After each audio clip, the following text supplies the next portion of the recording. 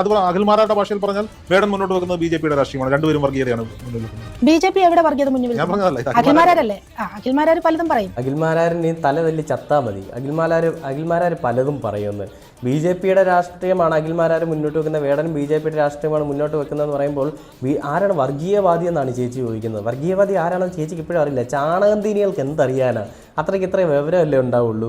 ചാണകമല്ലേ തിന്നും മെഴുകി നടക്കുന്നത്. അങ്ങനെയുള്ളവർക്ക് വലിയ വിവരത്തിൻ്റെ ഒന്നും ആവശ്യമില്ല. അല്ലെങ്കിൽ വിവരത്തിൻ്റെ ആവശ്യമില്ലെന്നല്ല, വിവരം എന്ന് പറയുന്ന സാധനം വേണം.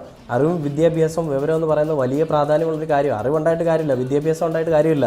മനുഷ്യനെ മനസ്സിലാക്കാനും മനുഷ്യൻ്റെ ഒപ്പം നിൽക്കാനും അയാൾ എന്താണെന്നുള്ളത് അറിയാനൊക്കെ പറ്റുന്നില്ല എന്നുണ്ടെങ്കിൽ ഈ എന്താ പറയുക, മനുഷ്യൻ എന്ന് പറയുന്ന ജന്മത്തിന് നാണക്കേടാ വേണ്ടുമ്പോൾ നിങ്ങളൊക്കെ. ബാക്കിയുണ്ടോ? ഹിരൺദാസ് മുരളി. അതെ, വേടന്റെ പാട്ട് ആസ്വദിക്കുന്ന ഒരു വലിയ സമൂഹം നമ്മുടെ ഇടയിലുണ്ട്. ഞാനും അത് മനസ്സിലാക്കുന്നു. പക്ഷേ ഒരു കലാകാരൻ